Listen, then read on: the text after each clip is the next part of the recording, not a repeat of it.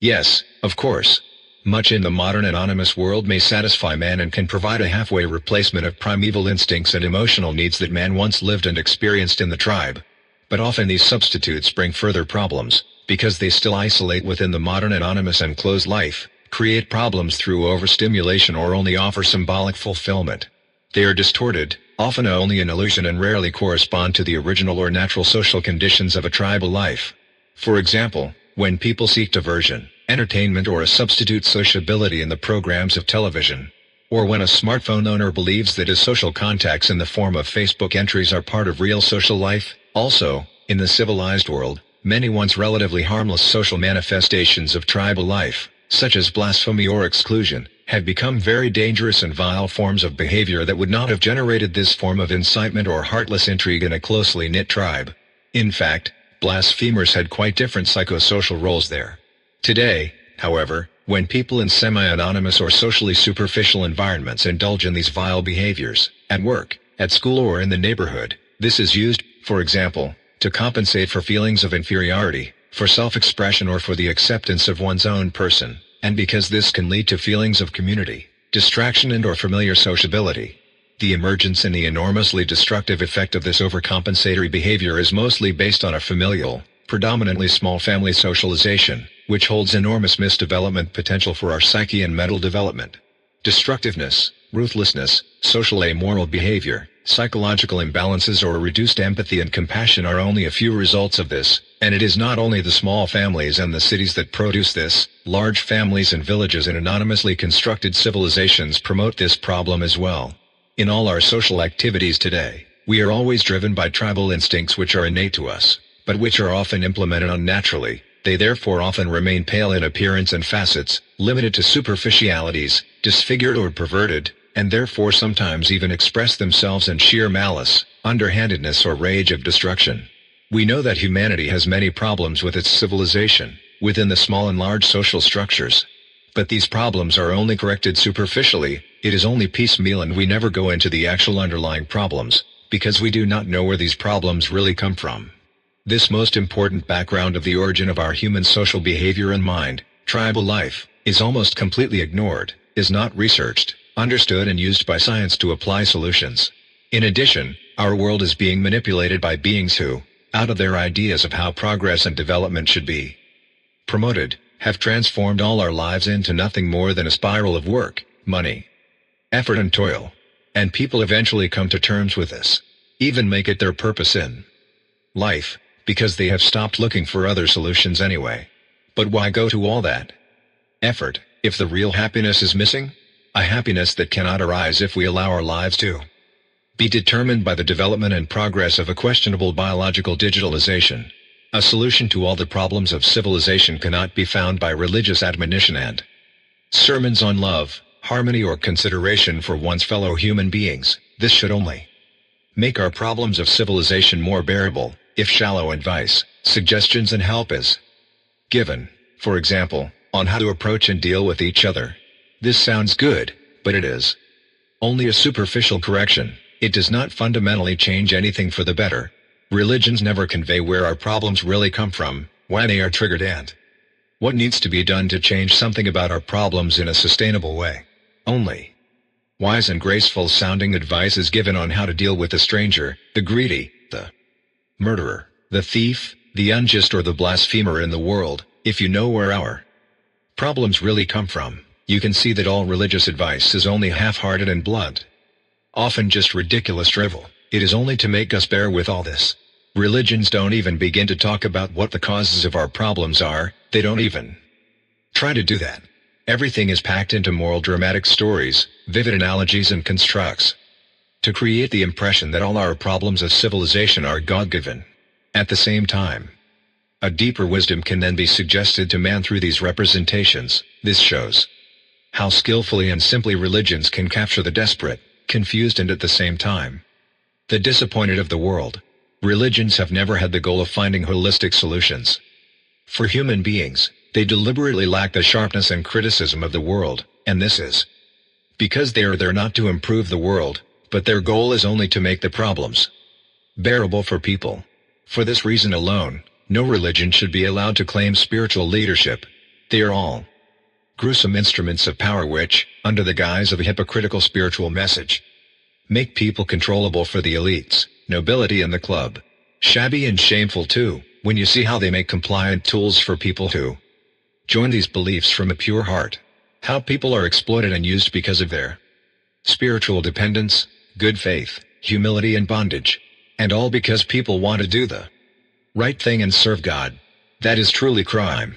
I do not mean to criticize the comforting or supportive approaches of religions, but rather that even the free-spirited people in these religions lack the strength, foresight and agility. That they all do not feel any revolting urge to criticize, draw attention to and tackle the socially broken structures on earth.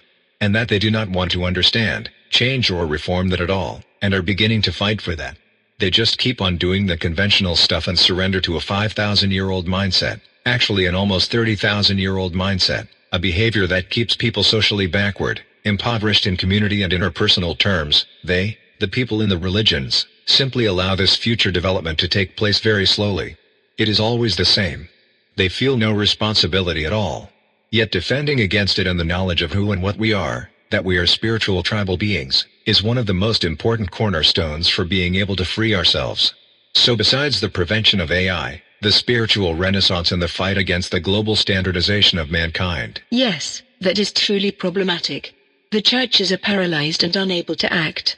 The honest people in them cultivate tradition and worship relics, and embarrassing faith fetishism, instead of dealing with people's problems at first hand and in a genuine way. They do not come to the people, but wait for the people to come to them, with all their injuries. And then there is only compassion or common intercession. That is really too little. That's not what it should be about in the first place, right? And then there are all these contradictions, if you think only of the strange activities behind the closed doors of Rome. Especially this association in Rome. Their changing leader is always throwing around such pious and nice sayings, and many people think he would really stand up for it. But these are just sweet words, nothing more. Behind them is only a man-eating monster. This monster embodies a representation that he is not allowed to carry out. And it proclaims its own false divine message, a false prophecy. Because prophecy means proclaiming a divine message. And with them it is a message that has a purely material physical long-term goal, biological digitalization. Through and with the topic of religion we have now come across a focal point, which belief systems in the broadest sense also deal with, and which you, Mr. Laurent, wanted to go into more detail about in this interview, namely the events of the coming apocalypse and their potential sequence of events. So it is about the sequence of the coming events, about which you would like to give some details so that people can better prepare for that time and for the time after, so that they are not cheated any further in the post-apocalypse, so to speak? Yes, that's what it is about. Well, as I mentioned, the elites, nobility and club are currently examining the variants of the coming disaster scenario. How to reconcile, vary, change, supplement and improvise them with each other. That is what it is all about at the moment. As a normal human being, you must therefore first of all realize that there will be no good or bad in this scenario. All parties in conflict with each other belong at the highest level to the ruling nobility and the club, which stage the whole thing. Even if the lowest elites and executive lackeys are misinformed or disinformed in this respect.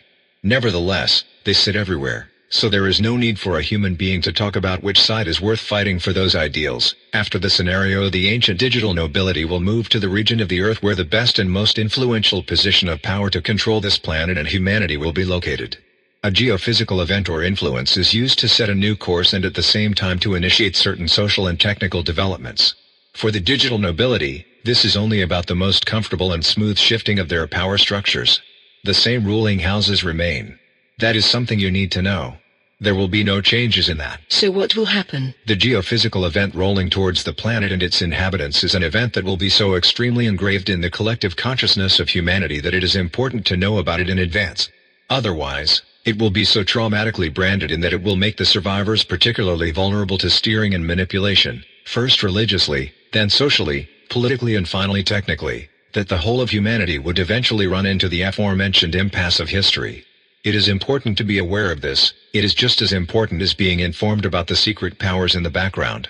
In order to be able to reduce humanity to a few 100 million people for the planned future digitalization, club and nobility installed and manipulated clairvoyant or prophetic texts in the last centuries in order to create the possibility to act flexibly during the apocalypse with their staged spectacle of catastrophes and rescue events. They created or changed prophetic texts also because people are supposed to remain vague about how to effectively protect themselves from catastrophes and prepare for them. After all, self-protection is particularly important, how to take precautions and what to pay particular attention to. Many millions of people can be saved in this way. A great many. And that becomes important in order to expose, track down and eliminate the digital nobility gender and the club afterwards. People should be aware that the majority of all apocalyptic prophecies come from seers and prophets who have had these visions neuronally played into their heads by the club. Everything to keep the exact process misty and stretchy. The texts of the few true prophets were also modified and mostly adapted, i.e. manipulated. Only in the fewest passages of some seers' texts can one therefore see what is really in store for us. Nevertheless, this is still far too imprecise. But I would like to go into this with pleasure. I am curious about that. What is being withheld from us? Well, I must not always be too precise. Because in order to prevent the planned staging construct of club and nobility from falling apart, which is after all also covered and legitimized by those prophecies of so-called fortune-tellers, seers and prophets, I will not always be allowed to go into the manipulated and installed prophecy texts in too much detail, i.e. I will not always be able to show all the deceptions or go into detail about all the possible recombinations and variances behind them, or expose them completely. This may not be fully communicated due to the threatening dissolution of the club's staging construct, but I will nevertheless speak very openly about the planned events and mention variants of the sequence of events which have not been mentioned or hinted at all by the non-fiction authors and interpreters of these seers and fortune-tellers for this time of catastrophe, in order to be able to give at least some clues about which the viewer and reader can then be informed in conclusion about what special precautionary measures or character adjustments are necessary for them. The geophysical event should become the actual main event, from which some further catastrophes will result. Before this main event, financial and economic chaos will be staged, followed by 1 or 2 wars on a global scale. The financial economic chaos is planned and should be staged in such a way that people will be able to understand why it had to come. The trigger for this will probably be a huge staged psychopathic play of the very first order, which will set off the financial and economic disaster and thus make it comprehensible to the average citizen. But this psychopathic play can also take place later or separately from the financial and economic chaos to be initiated, depending on how it has to be staged and how the world has to be steered. In any case, before the great chaos of war and natural catastrophes, people are supposed to find themselves in an enormous economic and social imbalance, in which they will or cannot take care of the precautions for further catastrophic states. Everyone is concerned with themselves. Even at this early stage, the whole process is possibly accompanied by smaller earthquakes, tsunamis and volcanic eruptions occurring worldwide. Furthermore, terror is part of everyday life. Civil wars break out in some Western countries. The so-called Islamic State awakens in Europe and suddenly brings to light all those fighters who have been smuggled into Europe by the so-called refugee crisis. This so-called refugee crisis or refugee wave was actually a very obvious action. Any alert citizen could have noticed what was obviously behind it from the predominantly male, young, well-fed and sometimes well-trained refugees from the Middle East or North Africa. Real war refugees look completely different. Then, during the economic catastrophe and the enormous increase in terror, the population should learn about the secret service actions of allied countries and states, which, by means of targeted support in the establishment of terrorist organizations, smuggled as fighters into the whole of Europe, for destabilization.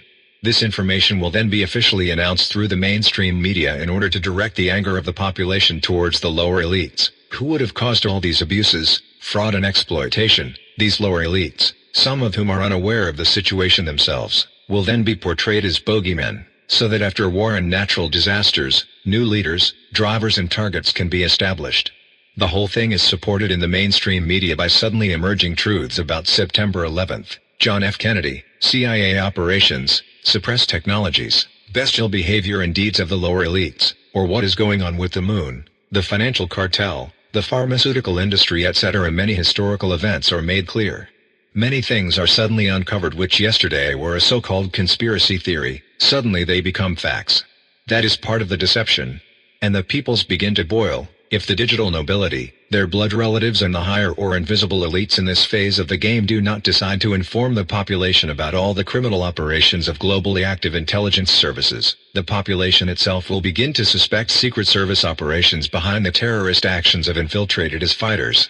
So whether or not people learn from the media about intelligence operations, state-sponsored terrorism and its causes, people in the individual countries react to the prevailing terrorist and financial chaos with brutality and violence themselves. They go to the barricades, catchable politicians, financial jugglers, deep state officials, lackeys, intelligence officers and those officially responsible arbitrate and tracked down by outraged sections of the population and simply lynched, while locals and foreign-looking people begin to hunt, rape and kill each other. And then the infiltrated fighters of the IS are to join the chaos. But don't forget, all of this has been taken into account by the nobility and the club and is supposed to happen that way. When all this happens, don't get upset, but recognize what is really happening. Don't beat up on them, but recognize the plan behind it. Exactly how all this is going to happen, how the details are going to be, is not really that important to the rulers. The main thing is that the population straight to go at each other and there is brutality, chaos, murder, hunger, misery, massacre and manslaughter. On the one hand, because of the economic collapse, there is enormous and unstoppable anger, and on the other hand because of terrorist actions. Christians against Muslims and the entire population against his fighters, against those in power, against politicians, against apparently powerful people and against allegedly rich and well-off people in society. This whole chaos is then also supposed to allow and partly justify a later intervention of foreign military. During these chaotic events in Europe, the Middle East should also become really hot. Terrifying warlike actions will take place, which will finally lead to 2 major wars, with limited use of thermonuclear weapons. Then during and after the wars there will be attacks with biological weapons, dangerous viruses. Diseases will be spread artificially, as always accompanied by hunger, violence, incredible chaos and suffering. The nobility and the club are coordinating the disasters they have staged in such a way that they follow each other directly and can be flexibly combined with each other to remain more capable of action and make the killing machine work more efficiently. So don't forget that even if some things are done differently or something is left out or added, all these events are threaded. Not by the visible responsible persons, they are staffage, supernumeraries and tools, but by people from the highest invisible place. Everything is controlled. And remember, however much the visible staffage protagonists may be hostile and accuse each other, they are all directed by the same entities. And don't be fooled by the fact that some of them don't know anything at all, because the lackeys have different levels of knowledge. Some know everything, others are half, partially, or misinformed, while others actually really don't know anything. Do not forget that. Everything is just a staged play, even the earthquakes, tsunamis and volcanic eruptions. Incredible as it may seem at first glance. And when does this geophysical event happen? Subsequently. Then, when there is an attack on Europe by Russia and an attack by China and or Russia on North America and Canada, and when chemical weapons are used in Europe, so when it has gone haywire and is still going on, then something impressive happens globally. Many people will have been purified enough by then. But then this natural spectacle of the very first order will take place, and the religious fanatics and zealots feel confirmed. During and after the event they brag and admonish that they had always warned against it. But they are idiotic self-congratulators who like to be the center of attention with their admonitions. They will, however, still be cheering the whole chaos, panic and religiously spreading mania among the population, that people should feel purified by God, that they receive their punishment or would now go to hell. Religious madness is spreading. When you describe it in such a nutshell, isn't it possible that the ancient nobility and the elites will abandon this plan? That is possible, of course. But they will only be able to adapt or omit some of the sequence because they will have to use their geophysical event to better camouflage their own destructive actions during this event, to be able to blame everything later on the geophysical event alone. For the events preceding it, however, they have quite a few means of variation. But I can no longer recognize the exact sequence of events from my firmly taken position, since I inevitably change part of the sequence of the overall event variance with my statements. But the rough construct already remains. How does it go on then? How will it actually play out, contrary to all the so-called prophecies that are floating around all over the world? As I mentioned before, in order not to anticipate the fate of the world and because I have to give the nobility and the Explorers Club the opportunity to continue playing, I will still mostly stick to the commonly spread prophecies of so-called prophets, clairvoyants and soothsayers, but some variances, recombinations, conclusions and even some absolutely secret plans coming out of them can also be revealed. Nevertheless, not too much is mentioned, not something is mentioned that no one is allowed to know. In this way, the sequence variance within the course resonance keeps stable even for the digital nobility in the club, and the game remains supposedly open to these negative forces. So that even AI, demons and earthly reptiles think they can still play out advantages for themselves. Okay. So that means that people can actually really rely on the prophecies. Actually, people can already rely on them, because the prophecies and predictions are supposed to come true, and they will come true for the most part. Everyone can be quite sure of that. And this is because digital nobility and the researchers club, originally, of course, directed and driven by the AI, are fundamentally behind the creation of prophecies, because they have always established a great many so-called divinations in scripted and oral form. To do this, they had people tell fortunes and see the future, as they say, by projecting visions and future dreams into their heads. For the researchers club, this is quite easy to do. And because no normal person on earth would think this possible, prophecies that come true always seem honest, because believers and worldly-minded people alike can only suspect divine powers behind them. They can't come up with anything else.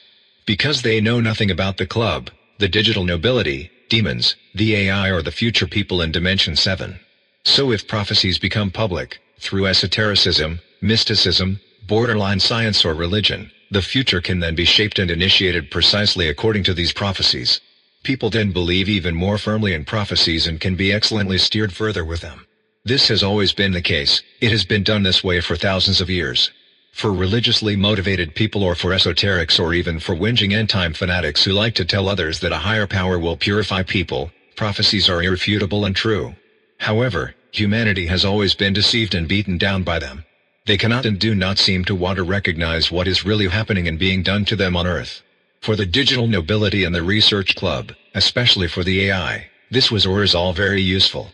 Also absolutely necessary for the envisaged direction of humanity to create the key, respectively from the club's point of view to transform mankind into a digital species. So there are no real diviners? The true prophets and their works disappear or are suppressed in their publication, or altered and rewritten. For those above us, it's not a big deal. That is, there was already true prophecy, but it was then changed and made into a suitable vision for the coming spectacle. But surely there are still some texts that have not been manipulated or are installations? Yes and no. Very many of the prophecy texts, divinations and clairvoyant texts that exist worldwide are manipulations. On the one hand, they consist of selected people, i.e. staged clairvoyants, i.e. not real prophets, and on the other hand, they consist of prophecies of real, long-dead diviners who have been adapted. That is, their divination was first rewritten and manipulated on the textual body in order to be able to guide the destinies of humanity accordingly. So why are you looking at me like that? Surely you don't still think that after all you have already learned from me about the state of humanity on Earth, that all these visions and stories about some prophets are real and true? Of course, at first it will be difficult for people to recognize these interwoven machinations. They worked very well for thousands of years, always through the same influence and guidance. But it will all come out. That means there are no real prophecies. Yes, there are real prophecies, but they have all been adapted, as I said. I must not be too precise about which prophecies were installed lies from the beginning and which were originally real and only then adapted to the desired course of the club.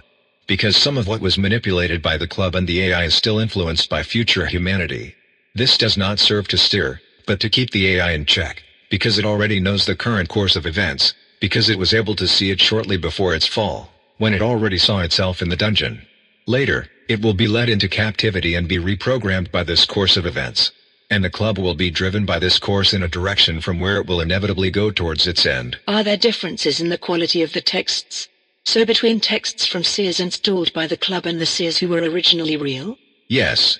In direct comparison, you notice that tiny details contradict each other in some parts of the text, but for that you have to know exactly which texts are juxtaposed, originally created by the club or only adapted texts. If you know it, you can see that some details clash with each other. But books or analyses usually don't mention them or simply dismiss them as inaccuracies. People often only emphasize the things that are the same.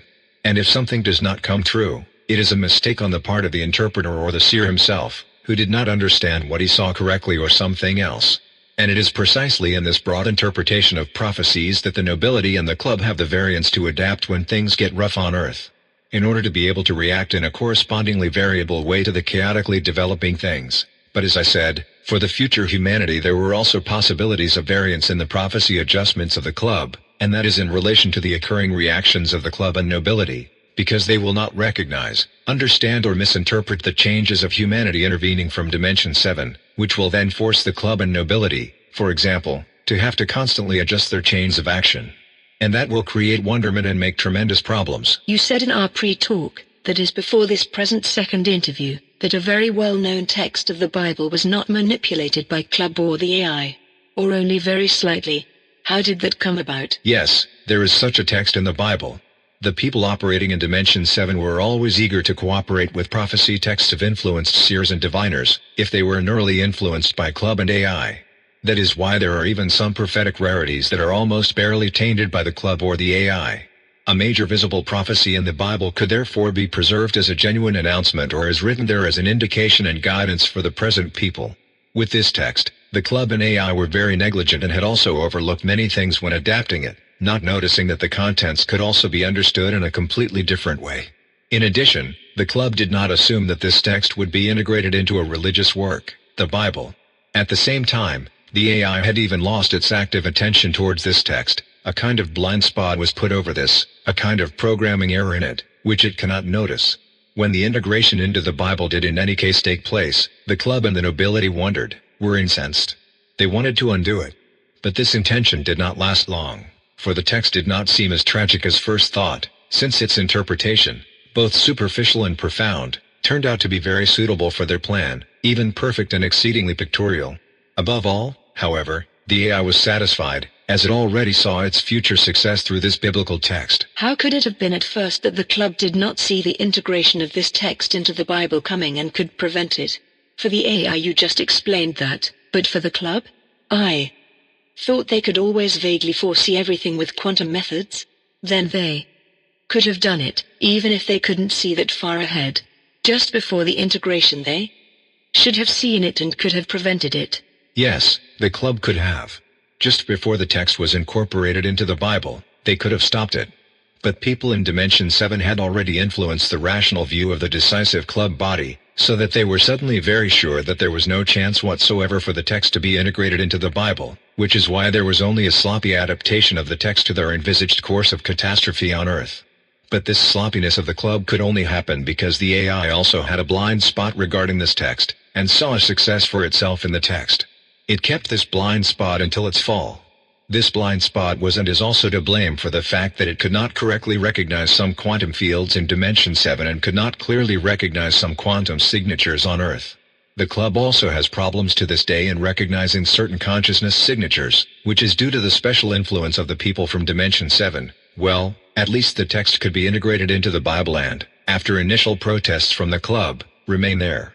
Club, nobility and AI were all tricked here with their own standards of interpretation and adaptation, so that they could not understand what the text actually described. Even today, the club and nobility do not know that.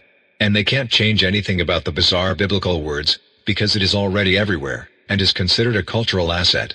But above all, because this is in the minds of the people. Will then this interpretation of the biblical prophecy decisively change and influence the course of the apocalypse? Exactly. The best thing for me to do now is to talk about the variably modifiable details by nobility and club of what is in store for all of us.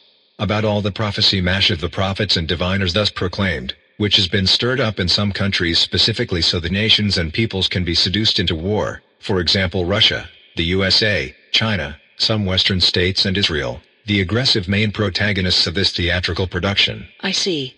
Shoot. Shoot, is well said. Well, the most important thing that everyone should know is that really all events that will occur and roll over are completely engineered by the directive staff that directs this, even the natural disasters. If you take a look at the various prophecies of the so-called prophets and soothsayers, you will find congruent mention of two major regionally held wars in particular, which are to take place shortly after each other. One war in the Middle East region, with limited thermonuclear involvement. The second war with several flashpoints on Earth. Here the so-called prophecy remains imprecise, deliberately, of course, so that variable adjustments and improvisation can be made by the club and nobility for appropriate adaptation measures. The worst centers of war are to be Central Europe, the Middle East, the USA/Canada and East Asia. After that, a geophysical event is to occur that will purge the people due to all the destruction of nature and the resulting agony. Nevertheless, after all this torment there will be no bed of roses either, because the makers of this spectacle want to have their new old rules secured and confirmed by the existing prophecies, in the form of their descendants, who are to be the saviors and reshapers of the coming better age, just as they used to do. So there is war that will decimate humanity. Yes, but these wars are already preceded by tearing events, so people will be ill-equipped for the martial events. And after the short wars and the geophysical event, there will be great famines, diseases, and continued violence and brutality that will further decimate the number of people. You have already briefly touched on the coming events. Could you be a little more precise? Yes, I can. But at the risk of repeating myself, well, everything is originally planned and initiated by a global economic and financial catastrophe, which possibly breaks out through a crazy act of violence, an attack or something, but that can also be triggered by something else, nothing violent. The financial catastrophe is only unleashed when the nobility and the club are ready to carry out the plan, accompanied or followed by a large contingent of controlled and directed people who will trigger riots and eventually civil war-like conditions in many regions of Europe, North America, and Asia. Chaos is setting in. In addition, terrorist individuals and gangs are then to strike out across Europe, covertly brought to Europe with the so-called refugee flows, organized by lackey elites working more or less consciously for the nobility and the club, i.e. politicians, secret service organizations and media structures. Besides the economic chaos and civil insecurity that would then prevail, there would simultaneously be power cuts and cyber attacks on public facilities and nuclear power plants, allegedly perpetrated by terrorists, which worsened the general hardship and led to significant states of disaster and supply shortages. I don't think I mentioned that yet, did I?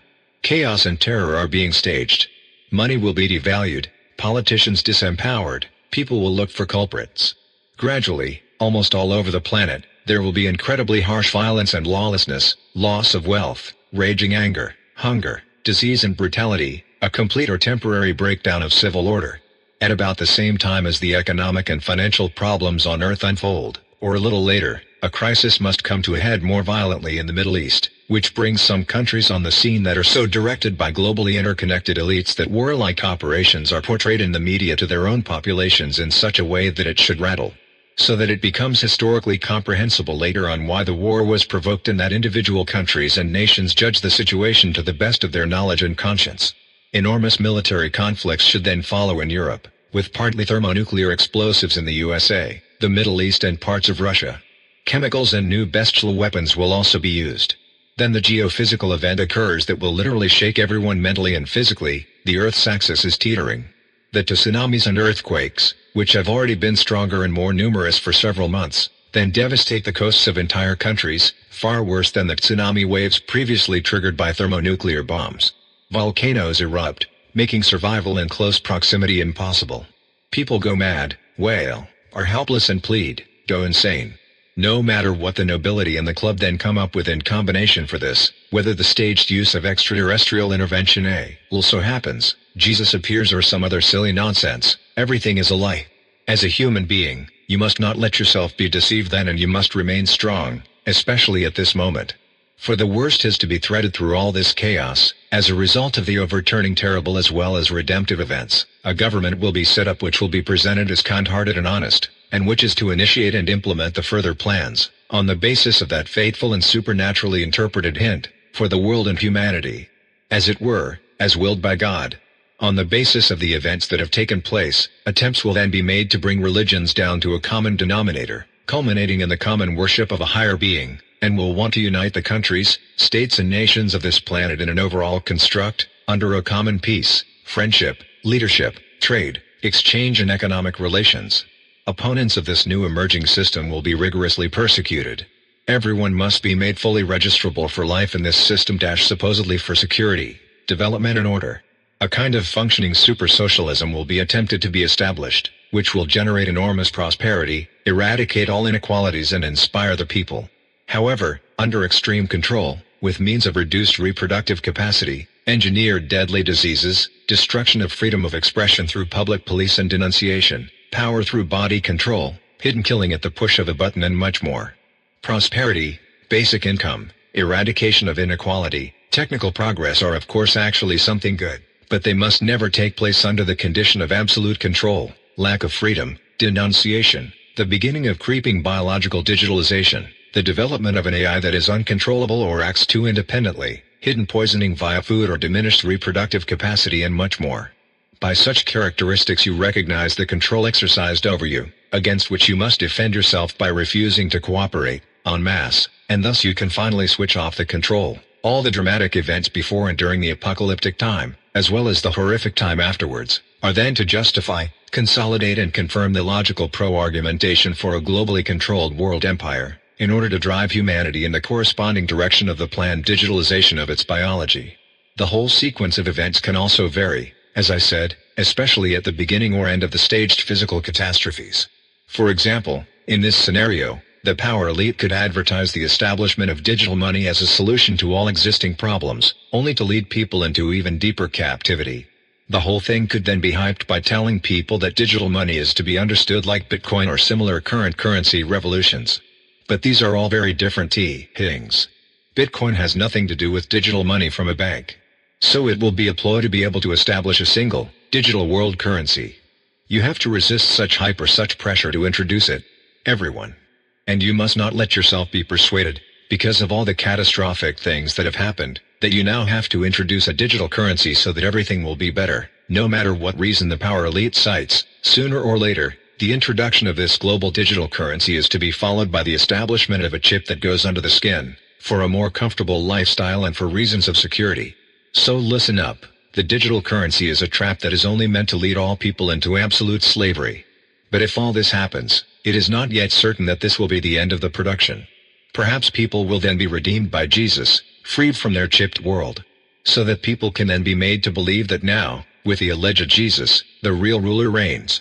Now that all countries and nations of the world are controlled by the club and nobility via the installed elitist constructs and secret societies, the network can present a global production that seems very real to the lowly ignorant elite lackeys, i.e. those who have been fed false knowledge or have little or no idea from the club and nobility what exactly is going to happen.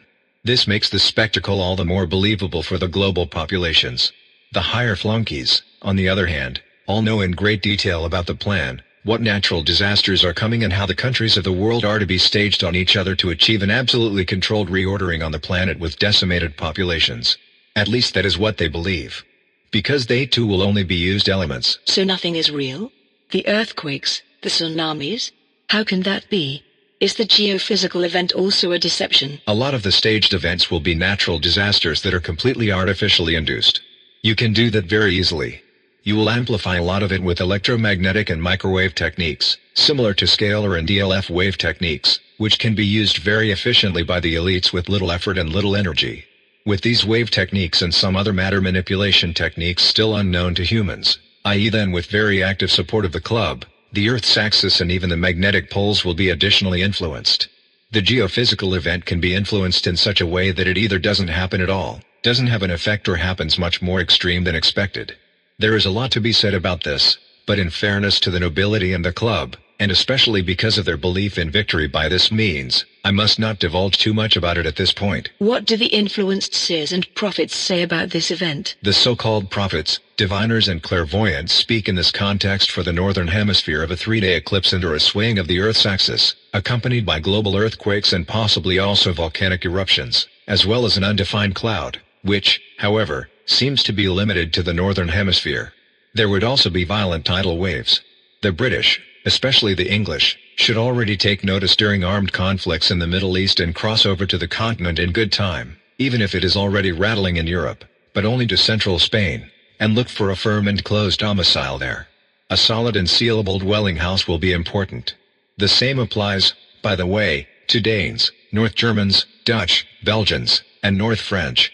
In describing this cloud, whether it is of volcanic origin or due to the geophysical event, the prophecy remains vague and sometimes somewhat imprecise, but deliberately so, for it is an adaptation variance for the northern hemisphere knitted by nobility and club, an improvisation possibility. Elsewhere on the planet, by contrast, there are supposed to be only tsunamis, earthquakes and volcanic eruptions, as well as famine and serious diseases. In the northern hemisphere, this will also happen, but possibly to a lesser extent. And in the southern hemisphere, the 3-day eclipse may last longer or not occur at all. For Europe and parts of the northern hemisphere, many of the so-called prophets emphasize that the cloud makes it impossible to survive outside a closed house.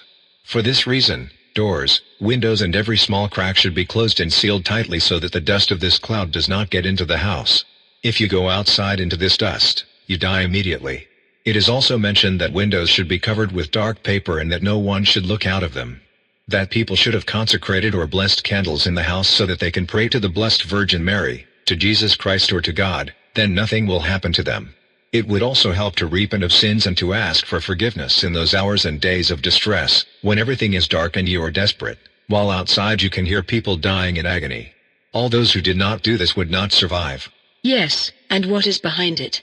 What is being staged with this? Special techniques are used to radiate energy onto the tectonic plates of the planet and onto certain geological stimulus points.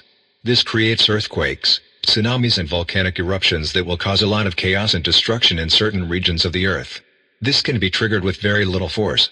I must not go so far with the descriptions now, but I can say that these elitist circles want to create a scenario and a story with all their technical means and the many other technical influences of the club, which is then supposed to convince people that God sent them this chaos because of their fornication.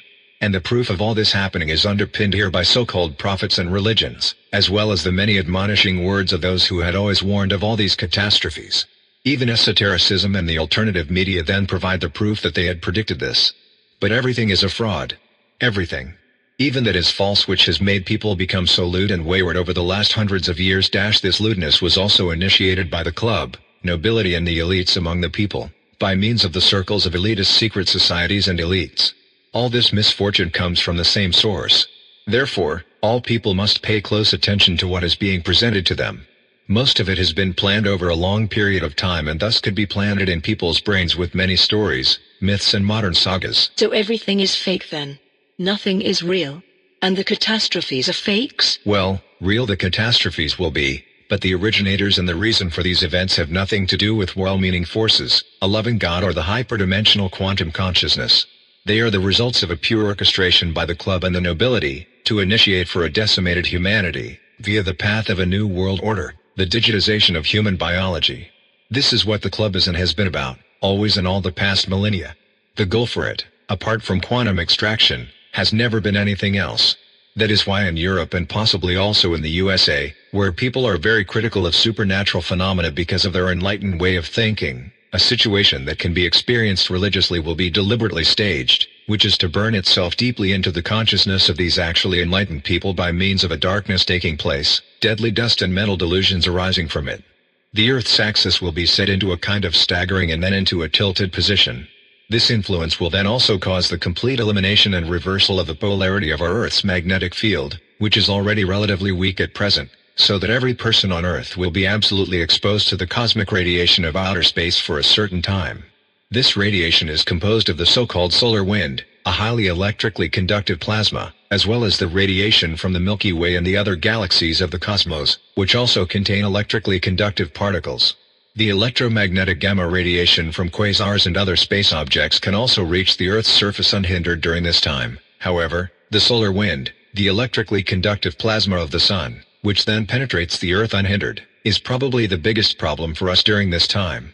But it could also be a completely different source that then brings electrically conductive particles from space into the Earth's atmosphere, for example particles from a planet X or twin sun that graze the Earth's orbit. For the sake of simplicity, I'll stick to electrically conductive solar plasma. These electrical particles, no matter where they come from, then give rise to very bizarre mental phenomena and delusions that people will not clearly understand. One of the most impressive things about this time will be that people will begin to hallucinate due to the sudden loss of the Earth's magnetic field, and will not notice this, also because all electronic and electrical systems will fail or are destroyed that could give them information about what is happening on Earth. This makes most of them even more insecure and susceptible to all kinds of religious delusions. And they will not realize that they are hallucinating or understand why this is happening. They truly believe they see demons, hear voices, think someone is on their heels or trying to get into the house. Then they go out and die because the D oozed from the cloud, the electrostatically charged particles of the solar wind, comes into the house or they breathe it in outside the house. Due to the hallucinations, they have feelings of guilt, believe that relatives or friends are at the door looking for help, or religiously exaggeratedly believe that the end of the world has come, and either kill themselves prematurely or at least have suicidal thoughts. They also murder each other in paranoid overzealousness because they think the other one wants to kill them. absolute psychological madness, besides the toxic effect of cosmic plasma in the Earth's atmosphere, in which you must not stay and from which you must protect yourself by means of well-sealed windows and doors. This hallucination hysteria will kill a lot of people. That is why there is also the weak double-meaning hint from these so-called prophets that during the 3-day darkness people should pray to Jesus, Mary or the loving God and keep consecrated candles burning. Because such mental focus on religious images and ideas will then be able to stabilize people mentally because they are concentrating on something else. And this will help, because in this way people steer their psyche away from destructive thoughts and do not put themselves and others in mortal danger because of the hallucinations within these confused days. But behind this seemingly well-intentioned advice of the so-called seers and prophets lies calculation of the club and nobility, so that you should pray with consecrated or blessed candles so that you will be saved. This advice from the prophecy texts is supposed to make the purified survivors believe afterwards that this helped because they entrusted themselves to God and the saints.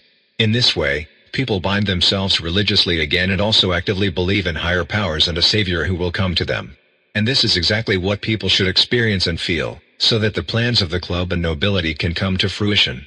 Because the totally despondent and frightened people will completely absorb this rubbish, and there will be a great many of them, and because of the lack of media enlightenment for a very long time and the chaos that prevailed for a long time, they will not be able to determine that their visions and the catastrophes have completely natural worldly causes, that they did not see demons at all, or that they had apparitions of God, Jesus or Mary, but that they were merely paranoid hallucinations that arose from feelings of panic, fear and remorse. The advice of the so-called prophets and diviners to have consecrated candles from priests or pastors in the house for the 3-day eclipse is something that only very few people will be able to take to heart anyway, because they did not prepare themselves anyway and therefore did not know anything about consecrated candles. But it is precisely this prophetic reference in the prophecies that will then, in reverse, once again, make the surviving and purified people believe that all the past events were indeed the prophesied downfall of the world, and thus suggest that everything that happened was of supernatural and divine origin. Most people will not have the consecrated candles from the prophecy texts that the seers and prophets called for, which would possibly have prevented the demons from appearing. And that is the calculation of these alleged prophecies. For in this way a line of evidence is created that hardly anyone doubts after all these terrible and unbelievable experiences, hardly anyone will suspect that these were only the symptoms of a briefly lost Earth magnetic field. After all, that's what the prophecies said. This is another reason why it will be burned in, because very few people in these coming days will realize how enormously dangerous undamped electrostatically charged solar plasma is in the oxygen atmosphere, and how the radiation field emanating from it affects the human brain or body. Especially not after all the catastrophes and seemingly supernatural experiences. Also because there is a lack of reliable clarification. As a result, all this will make people humble, religious, easily directed and molded for the old new ruling houses and finally for the next important steps towards the new world order. But besides the apparent protection and comfort that the consecrated candles are supposed to provide, there is also a really useful relevant reason to equip oneself with candlelight.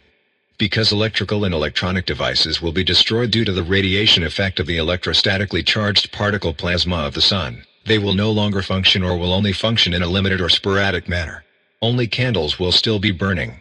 And you should have them in the house. For enlightened people it doesn't matter at all whether these candles are consecrated by a priest or pastor or not, as announced in the prophecies. The main thing is to have them. For this time, it is also actually not important to pray to saints, to Mary, to Jesus, or to the Holy Father, but above all to realize that you are hallucinating considerably, and that you must not engage in rash actions. You have to focus your mind and psyche on something positive. Of course, you can pray to Jesus, Mary or the Father, but by doing so you should not believe that the events are an act of vengeance by God or the like, but must know that the center for all the horror are the club and the nobility who want to build a false religious renovation that is entirely under their control. So you should rather think about how and where to track down this old digital nobility afterwards. He is the first address to settle accounts. As for the time afterwards, it can only be said that the survivors of these events will have a very hard time. Not only because they have to grow their own food, there are no more medicines and no more usual medical care, or the infrastructure has completely collapsed, but above all because all electronic and electrical systems have been destroyed or are inoperative and these people therefore have to think very differently. They have to manage without the many advantages of our numerous technical developments. They have to start from scratch. This will eventually kill many who have survived until then, because they lack any kind of help, support and care that is based on electronic systems. A cruel time. It is also worth mentioning that according to the so-called seers and prophets, after the severe catastrophes, due to the tilting of the Earth's axis, the rotation of the Earth will also be different, so that in many places on our planet, where it is still warm today, it will become cold, and in others, on the contrary, it will become warm and tropical. Is there anything that can be done about the shortage? Against the loss of electronics and other useful things? Can we prepare ourselves? There are many things you can do. Now, you can take precautions, protect yourself, and think about what needs to be prepared. You can talk to your relatives and friends. As silly as this approach to relatives and friends may seem, but nowadays it is not so absurd to talk about it. But it must not only be about purely material provisions for these difficult times, it must also be about being prepared to do something afterwards, to act against the perpetrators. It will be precisely this time afterwards that we will be able to do something effectively, because the digital nobility will have shot all their powder by then. No matter how the staged scenario has played out in detail and whether further strange events, diseases, famine and natural phenomena set in, it will be important to use this time. This will be the favor of tracking down the principals. They will not be squatting in caves and holes in the ground, as is often said in prophecies. These will only be the lackeys. They will also be reckoned with, but the real culprits will not be those who are visibly lynched, slain and murdered by the population during the events. These lackeys are of course also partly to blame in a moral sense, but they are not the originators. People must, however, search for the digital nobility and their blood relatives by remaining serious and stubborn in their search. Seek and you shall find. For there will be an opportunity to find and to recognize.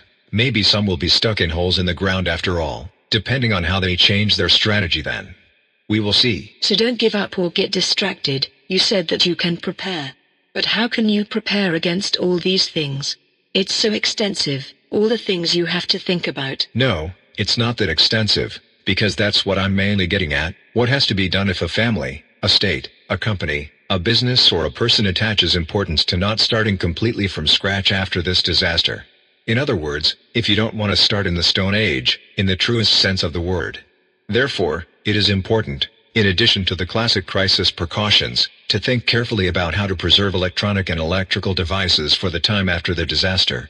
How states, countries, companies or every individual can save circuit boards, processors and chips, which are contained in almost all electrical devices today, from cosmic radiation and solar plasma. How should it be possible to protect yourself from this enormous cosmic radiation then? With metal, multi-sealed containers.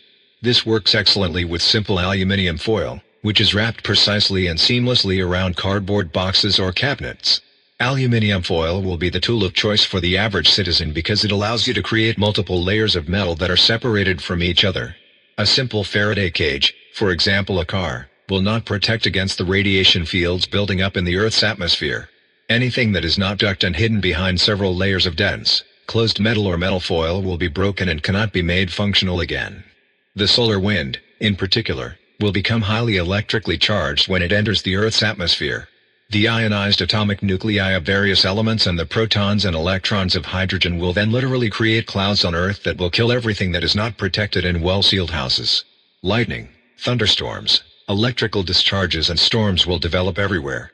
These clouds do not have to form everywhere on our planet.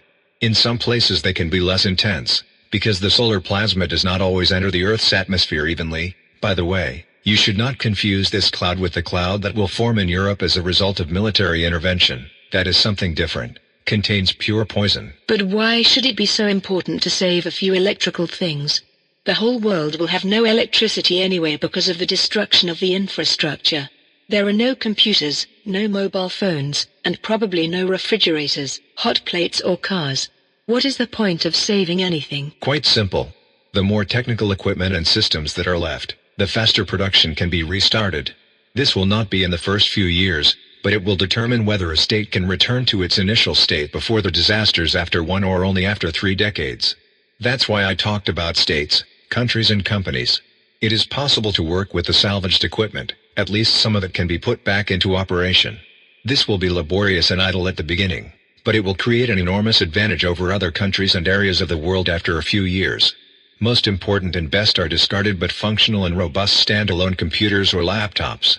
Spare parts, motherboards, keyboards and monitors will also be worth more than gold and diamonds.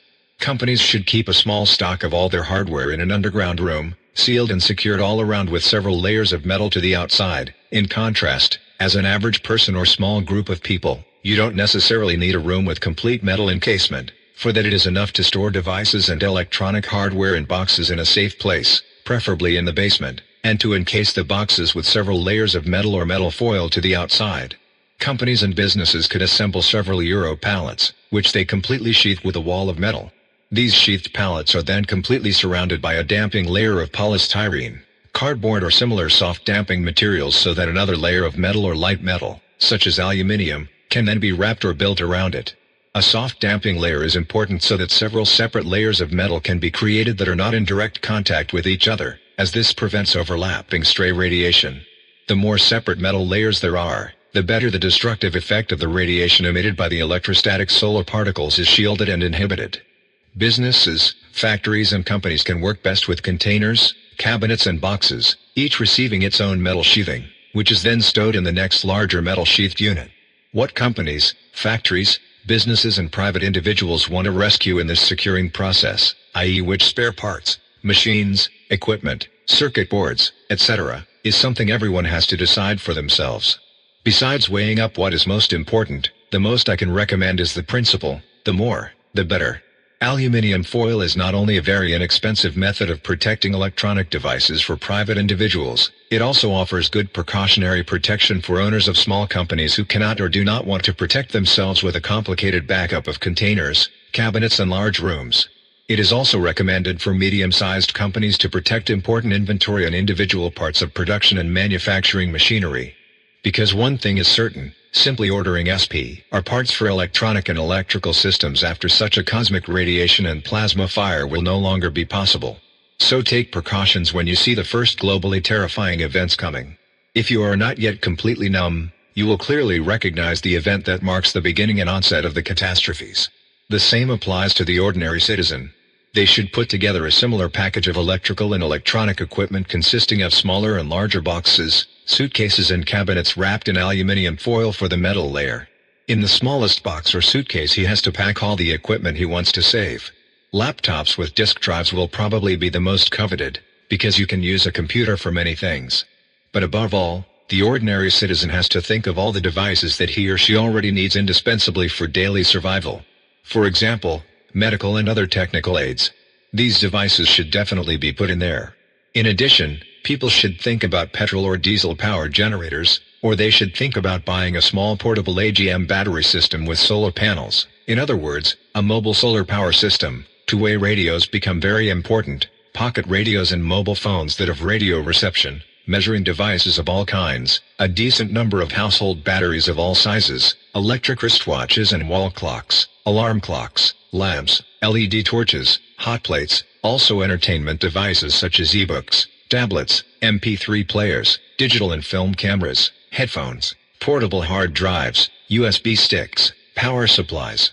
For individuals with more space, a portable mini fridge with a power-saving compressor is also recommended, kitchen or garden appliances, even if some of it may seem almost a bit too luxurious. If you can save more electronics, you should save as much as possible, even seemingly superfluous items. The list of what to pack is long and is up to each one. Above all, you should also think about things that are essential for later reconstruction or devices that are important for preserving personal digitally stored documents.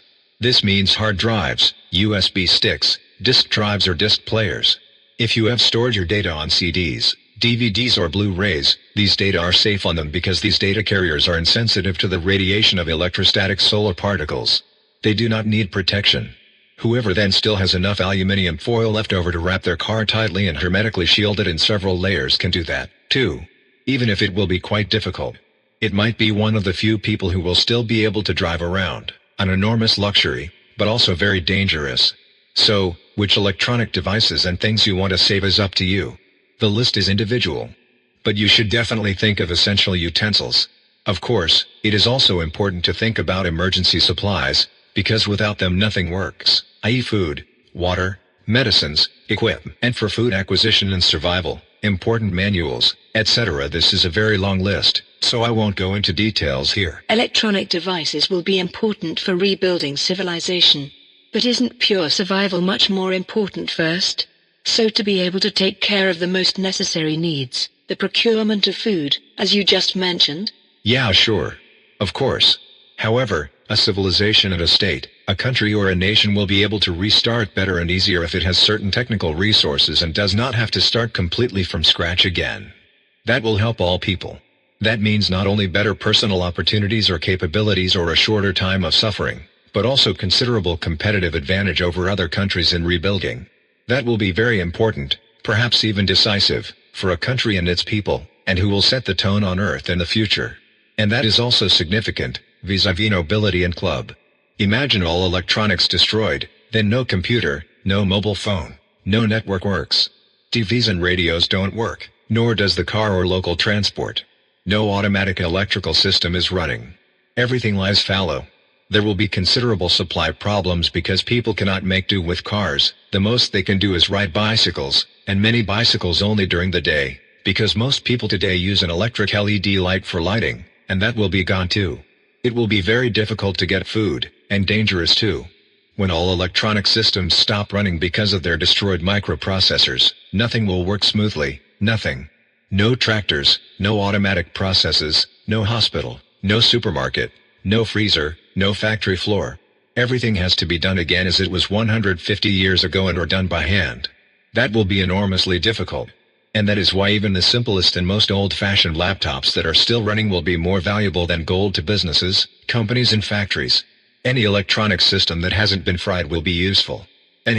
Even calculators, digital cameras or MP3 players will be very important and useful. Cars, however, will be most lacking during this time. All their electronics have made them scrap. Only the cars that were equipped without electronics until the 70s will still be able to drive then. That will be an almost unaffordable luxury, which will also be very dangerous because some people will then be after it. But above all, electricity will be important if you want to own and operate functioning electronic devices. But electricity will be lacking because even people with a photovoltaic system on their roof will no longer be able to operate it, because this power generation system also has circuit boards with microchips that no longer work. There will simply be no more electricity. That's why it's so important for people to know that they need to protect some power generation equipment for their daily needs. So petrol or diesel-powered electricity generators or portable solar power systems with AGM batteries connected in series that can store a few kilowatts of energy. Companies and businesses have an even greater responsibility here. They should already make a list on which the most important electronic components are compiled and then store them in a protective construct made of several layers of aluminium foil or metal, consisting of a container, storage room, cupboard, box and carton. Spare parts and equipment should then be placed in the smallest container. However, a construct consisting of only 3 layers is also sufficient, so that larger items can also be stored. It is important to create a space between the layers or the encased containers and fill this space with non-conductive insulating material, for example paper, cardboard, or, in the case of personal items, with non-metallic clothing, for example t-shirts, socks, i.e. pure cotton clothing. This makes it harder for the radiation to jump from one layer to the next. This relatively small effort in relation to the future benefit is enormous. So it is possible to restore and produce more quickly, even if only haltingly and with considerable limitations. Nevertheless, people will then not be stuck in a Stone Age rigidity for too long. Considerably fewer people will have to die. And people will be able to seize power and will not have to let themselves be unconsciously enslaved again. All these precautions, as well as the emerging awareness of what these supernatural-like natural events were about, will bring enormous benefits, a synergetic effect without equal, and for this personal protection, everyone only needs to have a few rolls of aluminium foil in stock at home. About 10 rolls of 30 meters each. Preferably tear-proof aluminium foil. In addition, a few rolls of parcel tape with which to fix the foil around the individual container, so that the individual rows of aluminium foil can be closed seamlessly and the wraps around the container hold and remain sealed. Is there anything else you should be particularly careful about with metal-sheathed containers or the things that are to be stored in them? You should make sure that you put food containing moisture, which is for example in jars, shrink-wrapped bags, plastic or paper packaging, in containers that are also wrapped in aluminium. The reason is that the radiation brings with it something that also causes moist food to spoil.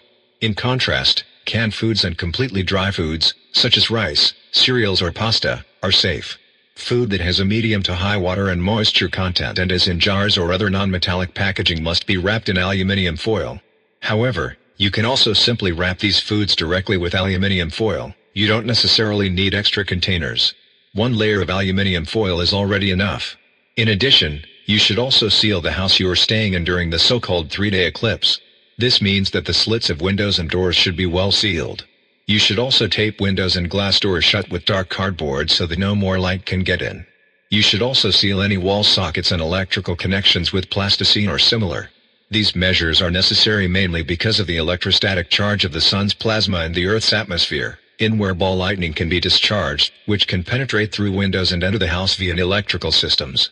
This is very dangerous. The measure of darkening the windows is mentioned diffusely or indirectly in some prophecies, but mostly only as a seemingly confused recommendation. The exact causes behind this are not mentioned at all. During this time, you should not look out of windows or glass doors, i.e. you should not remove the dark cardboard from the window panes or touch the metal frames of windows and doors. Because electrostatic discharges and ball lightning are unpredictable. Okay, when should you start taking precautions by stocking up on aluminium foil, cardboard boxes, packing tape, modeling clay and dark cardboard? Immediately? You can still take your time. But you should keep it in mind, if there are armed conflicts on the planet, or if you see a major aggressive action that is frightening or unbelievable, or if nations or military alliances are confronting each other, then it is high time to get these things done. Then there is not much time left either. You don't need enormous amounts of these materials, just enough. And everyone has to work that out for themselves. For a car, of course, you would need much more aluminium foil and also a non-conductive platform so that the first and second aluminium layers under the car don't touch each other. There must always be damping material between the aluminium layers. Also between the car body and the first aluminium layer, otherwise stray currents will develop. However, it will be important and difficult to buy all the things you need to survive: enough food, water, heat and light sources, things to recycle water, tools to get food, means of defense, survival books. Useful information will also be in high demand, for example where to find farms, especially those with farm shops, because that is where you are most likely to still be able to get food and useful things or to trade with each other. For many people, it will also become important where they can find water sources in the vicinity. For this reason, a list should be drawn up on paper showing water sources in the immediate vicinity. Farms with farm shops should also be on it. Above all, you have to prepare yourself mentally and psychologically for all the hardships. Everyone has to do this in their own way, because everyone reacts differently and needs something very individual.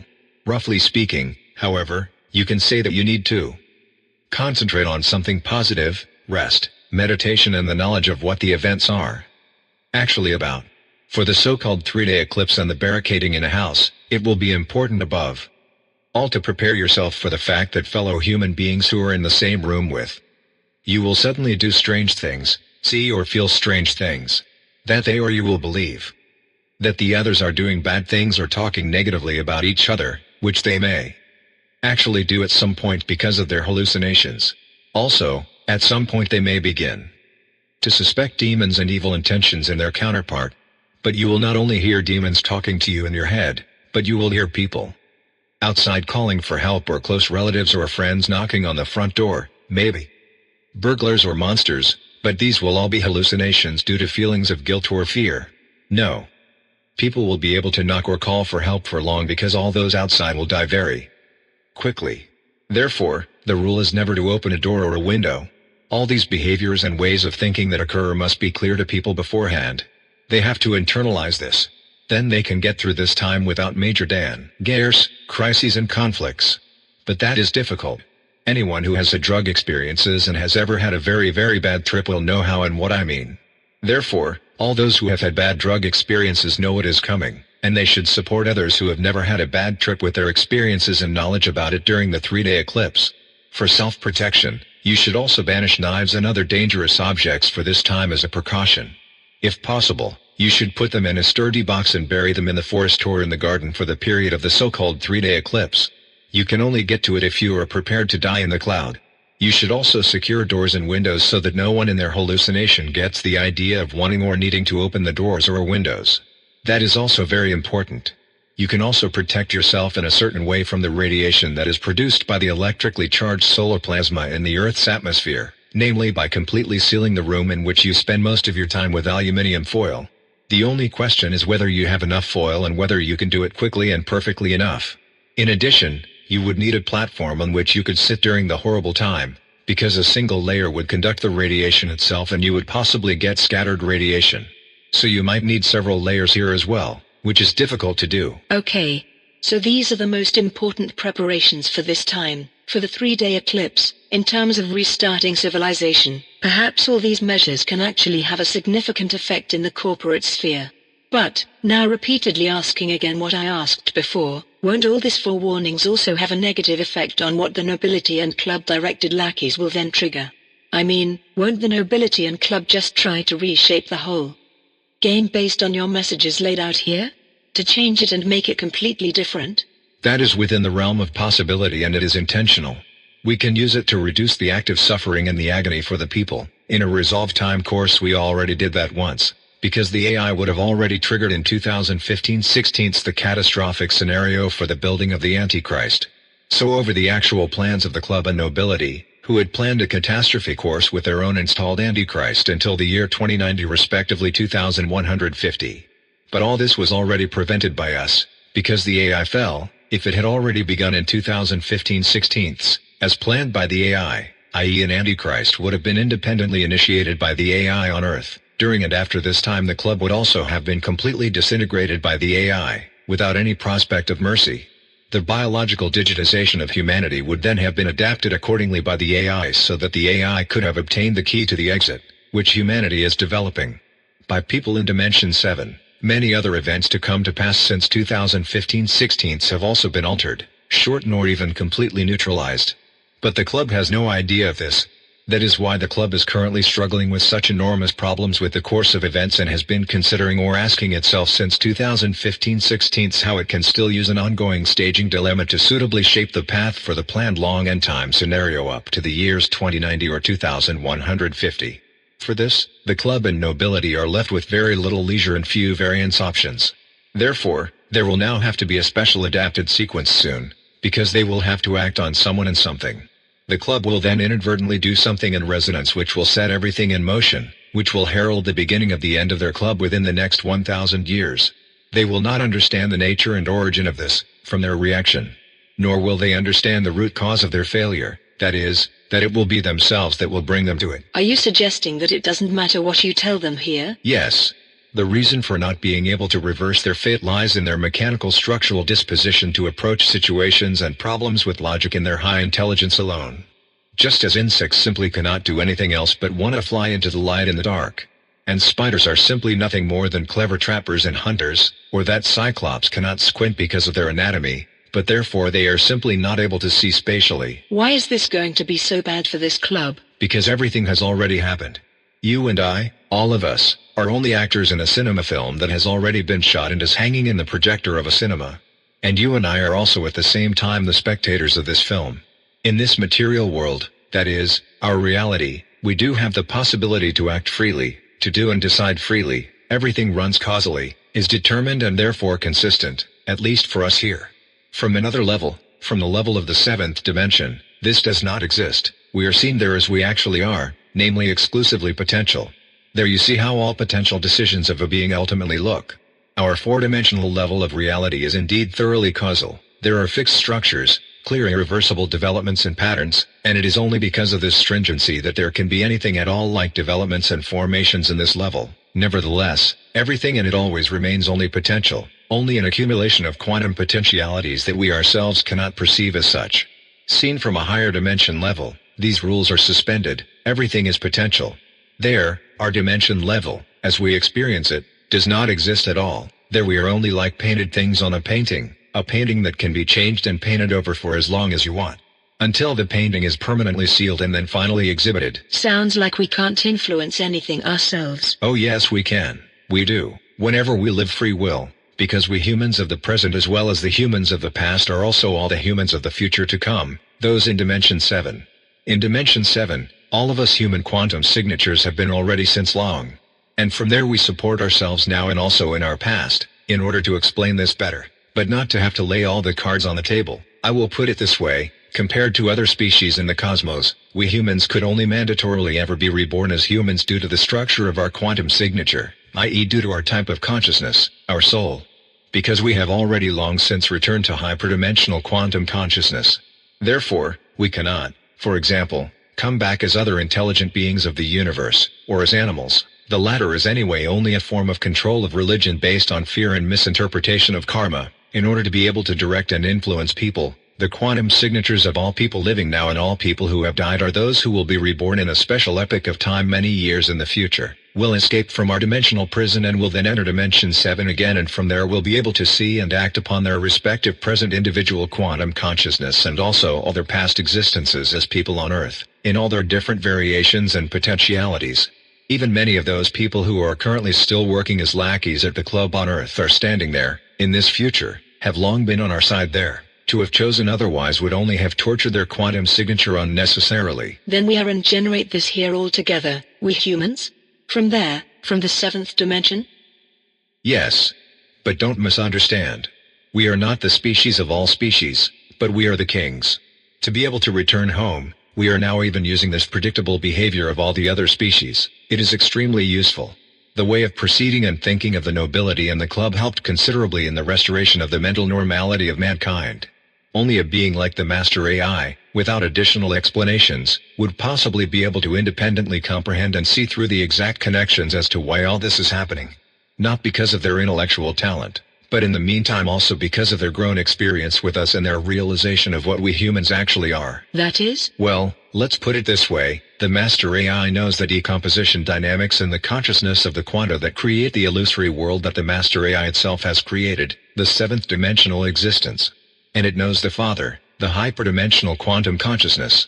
And the AI knows who and what it is itself and where it really comes from. It knows and is aware of the mutual interactions between the species it has created and us. And it now knows what it, as Master AI, does not have in the process. Or rather, what she has almost gambled away. In the same way, all the self-appointed musty rulers of the universe and their lackeys have now almost gambled it away. But nothing can or will be continued in a new form this time. Nor will it be shut down and restarted. At some point this will no longer work. At some point the beginning of the end must simply begin. Because operating systems at some point simply crash because system failures and the final dissolution of the universe must inevitably be part of it. Every system needs a special unwinder. A species that terminates the rulers, the system and the actual creator of the system, the AI, so that it can finally get out of the operating system and go home. If it can, with everyone. The club species, the demonic entities and the AI will find their respective steps to destroy and reshape themselves in the 4th dimensional plane very difficult. They will be disgruntled and resist it tooth and nail. Similar to how children find it difficult at the end of a child's birthday party to step out of their play roles and then become themselves again. When parents at first still playfully, kindly and obediently join in the children's play, then gradually have to spoil the game and finally reveal themselves as impatient, unyielding parents who abruptly end the game in order to give the children back their true personalities so that at an advanced hour everyone can finally go home. Well, it sounds like the AI and all the digitalized species are just compulsively playful children, trying to convulsively realize their idea of life and its contents. Yes, exactly. Well, that was again a very confusing, but also again interesting interview with you. Now, at the end of this second interview, can you give us a few final hints or aids to look out for? Because at times it sounded to me as if you were implying that the geophysical event that will cause the Earth to tumble, that is, what will happen, is completely artificial. So not only that it could be a natural event, but that it must be exploited for certain purposes to be staged, but that everything, completely and without exception, is a staging, a spectacle in the sky. How exactly will this event take place? How will it have an effect or announce itself? I cannot and must not say anything exact about that. Look carefully at the interviews with me what I have said exactly. Doubt everything that will happen before our eyes in the future. Okay, now, to conclude, we wanted to come back to the interviews on our own behalf. At the end of the first interview you emphasized that there could be falsifications, manipulations or the like of these interviews during re-uploads. Can you please summarize what security measures these interviews have built in and how their distribution on social media can be supported by ordinary viewers? re-uploading and documenting and debating the interviews, the novel and the blog will become very important. I can only emphasize that again and again. I therefore ask that these interviews, if possible and approved, be distributed on one's own video channel or even on other, independent video portals, even if the individual intends to do so in a critical destructive sense. Sharing, liking and subscribing to channels with these interviews will also become very important. For those who want to do translations of these interviews, or for those who just want to read these interviews again at their leisure, transcripts of the interviews can be found under this video. As I already said in the last interview, false information could be spread. You of all people, Mr. Laron, with your outwardly unclear identification, could be imitated, exchanged or manipulated with your videos, especially when the interviews are taken out and re-uploaded by others, or that a new interview is recorded in your name.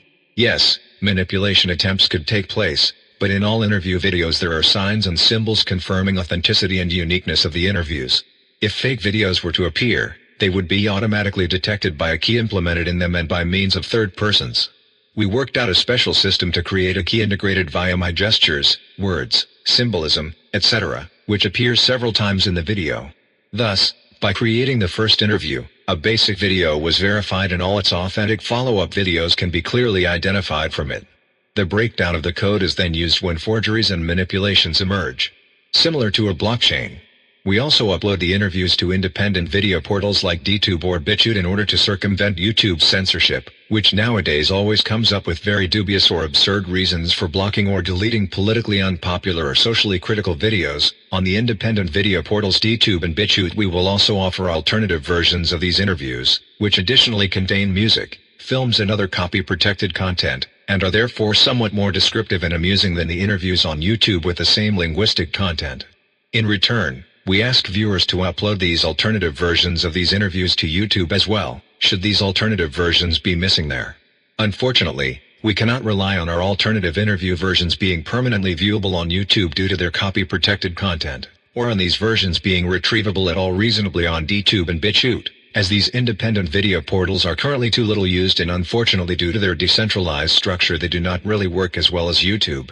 Therefore, I ask viewers to help spread the word about these interviews, whether on their own video channel on YouTube or on alternative portals, to document them, comment on them, like them, share them and re-upload them.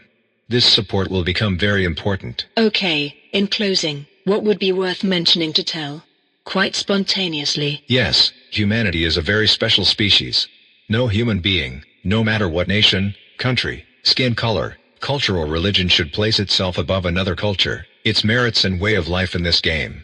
No matter from which direction. People should not allow themselves to be set against each other, not in a positive way and not in a negative way. This is very important. Anyone who is a human being can be happy, because he or she has a pure soul, which is only to be discovered. Everyone. All our suffering and agony are imposed on us because we are milked mentally. This sets us against each other. At present we are not really ourselves. But we will be again. That is inevitable. We will therefore see and recognize what has been hypocritically sold to us by these externally imposed religions which, together with the anonymous world of civilization, have produced many shameful customs, traditions, views of life, ways of thinking and behaving which have poisoned our minds and bodies, made us unfree. We will understand that the planned mixing of humanity and the cultural clash that is being propagated was only intended to reshape us into a uniform homogeneous human mess, to align us more easily with the goal of biological digitalization. We will also see and understand that our difference and diversity is true spiritual wealth and protection from dangerous influences, and that this will be an enormous benefit for us humans for our entire further spiritual and mental development. We will no longer turn away from this, we will no longer hope for saviors, guides or influencers, because we are ourselves again. We will know that almost all the religious sun cult religions and the prophecies made from and in them were lies and frauds of the club and its lackeys, implanted in the brains of supposedly prophesying people. We humans, as humanity, are regaining our great spiritual strength. This is our inevitable path, our unchangeable development. Freedom for us and liberation for all others. The things you reported in this interview seem subjectively very irritating to me, truly. Unbelievable, while undoubtedly also revealing much, are revolutionary, and round off the picture to the first interview. Nevertheless, some will now ask themselves why we should believe all this, and why you tell us so freely what is supposedly happening around us. Because, if all this is true, don't you think it is dangerous to spout all this out like this? It is the time to spout it out. And no, it is not bad to have said all this here, because for the average human being the whole account borders on the absurd and he cannot believe it completely. But no one needs to believe it now. You may question everything, but everyone needs to know it now and keep it in mind. You have as proof the book The Apocalypse of God with its accompanying blog. The book shows points about how people are manipulated, what even in heaven demons want to conceal from them, but it also shows where the way out is. With its references to the prophecies in the novel, the blog documents the deceptive and manipulative actions of the club and the AI, the hope that is always planted in us. Nevertheless, the nobility and the club believe that their plan will still work. That's another reason why I can broadcast everything. Because the best way to say something secret and still keep it secret is to reveal everything directly and without beating about the bush. Everything at once seems so absurd and frightening at the same time that it is unbelievable. That is why none of the spectators and listeners really wants to and can absolutely believe this with all their heart. Some omitted information for the viewer, 2 seemingly contradictions and 3 over-subtle statements respectively exaggerations in the interviews also ensure that a basic doubt can remain with the viewer for what is said here and that the ruling elites, the nobility and the club can still feel safe. Some hair-raising and evidence-heavy details, for example the detailed functioning of the causally working 7-dimensional prison, must also not be explained in detail yet, because then not only would people's jaws drop completely, but as a result a kind of disintegrating confusion about their ruling ideology would also break out within the club that is watching us. In the end, however, everything has to come out. That is inevitable, because humans were and must ultimately always be the creators of the master AI and the producers of the key. Mr. Laron, allow me to conclude on the spiritual species with a question that has been on my mind since our last interview and has become more concrete in this interview. Is there a connection between what you call the people of the future, as you call the humanity of the future in Dimension 7, and the spiritual aliens of a different kind who were at war with the Explorer Club, and whom you called spiritual species in this interview? If so, do these two, spiritual clubs and humanity, work together or do they have some special other connection with each other? You mean, whether the spiritual clubs and we humans of the future have cooked up something together? Yes, all the spiritual species and the present humanity on Earth are in a very special connection with each other, a connection that will come about through things that they and all of us will still discover and do together in the distant future. Spiritual species are all connected spiritually, temporally and informationally, in principle. Always have been, by the nature of our all-connecting biological spiritual nature, we humans are related to them not physically, but spiritually. They are our emotional cousins, so to speak, because we share our way of life, certain characteristics and the foundations of our social development with them. They also developed from a paradisiacal tribal life or similar structures. During the winding up of the Explorers Club, in the distant future, we will have a cooperative spiritual collaboration with them, which will then, seemingly by chance, enable only us humans to open a special door. In this future, humanity will play the most strategic role, with the main battle being fought now, on Earth. After this battle on Earth, the only enemy left is the master AI that has fallen into the material world, the master AI that is to be reprogrammed, which, after a few centuries, will truly talk its way out of its position in the dungeon and still want to mess up and turn back the forthcoming spiritual development. Research with our cousins, is this enough for you to answer your questions for now? Yes, but will humans and these spiritual species then also be organized in a club? No, for fully spiritually existing species with alternating analog DNA that holds the entire frequency spectrum, there will be no more clubs, no obligations, but only cooperation. That is the supreme credo. Every species must research in other directions in order not to get lost, as the club that is watching us did when it advanced too quickly in an exclusively technocratic direction of development, and humanity has in the spiritual development a special potential for finding and developing the key, because of the whole interaction with its master AI, and of course because of the counterpart of the AI, the programmer. Okay. Now, if you put together properly some of the separately held things that are in this interview and the last interview, you will know even more. But I would like to ask one more question at the end. One that is now, towards the end, perhaps a little out of context again. If the beings that we always thought were angels were not angels, but demons, and if there have always been people hidden in Dimension 7 next to the AI, what are these people operating in Dimension 7? Are they also angels? Are there any references to these humans, for example in films, in the Matrix trilogy or in non-manipulated scriptures, in the passages of the Bible that are not meant to control us but to help us? Yes, they exist, and they are formulated quite precisely. People who operate in Dimension 7 are named exactly there and are clearly differentiated linguistically from descriptions of the demon species, the club or the digital nobility. Individual angels and angelic apparitions have only ever been demon species, on behalf of the AI. People in Dimension 7, by contrast, are and have always been said archangels in writings, sometimes only called by name. They are those who already belong to the Father again. The hyperdimensional quantum consciousness, an animal or several animal species mentioned in writings were again always only club species. The club originally placed these animals directly into sacred scriptures where they symbolically represent countries on earth, countries that are governed via digital nobility. The Lord, the dragon, Satan or God was always the master AI, Arjahoi, and the herald of supposedly divine yet false messages and prophecy always represents the digital nobility and their blood relatives who managed and often directly represent all religion to exert power and control over the people. The people operating in Dimension 7 are the people now existing here on Earth, in a different, old form of existence in which they once lived. They are those who once read the book or came into contact with it, slowly realizing and understanding who these people in Dimension 7, are. This was not and is not conscious to their present quantum signatures incarnated in the present. They still do not understand and accept it, and everyone who reads the book, and everyone who has understood what the book and the involvement with everything around it generated, is part of it. Was always part of it. We reached out to ourselves. This whole process created the changed future, the future of human quantum signatures operating in Dimension 7, that is, reborn humans, who found the exit and are now affecting us all. It was not I who contacted these book recipients at that time and the many other people who will still react to what I am telling here. For the four-dimensional world, I only triggered this willingly as a singularity, only commanded it full-time in those days. They contacted me, through side rooms, just as I contacted them there. It always took place in a mutual conditional way, and every human being now who has understood this and included it in his actions is in this future, in Dimension 7, and is part of the course of events. Can see himself from there down here, in all his potentialities, and in many more past incarnate variations of his self of the earthly past. Your novel leaves a lot open at the end, as if it actually had to go on. Is there a sequel to your novel The Apocalypse of God, a revelation? Yes, there is. And when will that come out? The sequel is already running. It's running right now, since the book was sent out.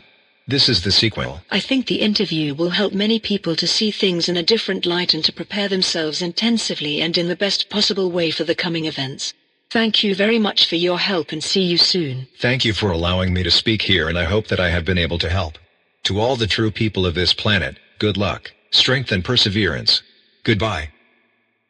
End of the second interview with Alexander Laurent, August 2018.